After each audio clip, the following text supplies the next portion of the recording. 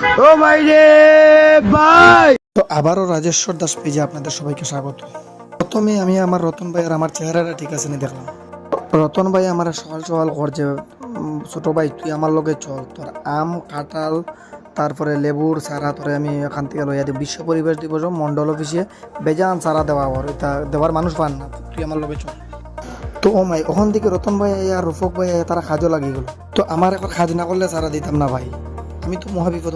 শেষ খাটার পরে যাই হোক 2টা সারা আমার দিল, মানে এতটা সারা দিবার কথা কই আনছে বন্ধুরা, লাস্ট পর্যন্ত আমার 2টা সারা দিছে দেখো বন্ধুরা।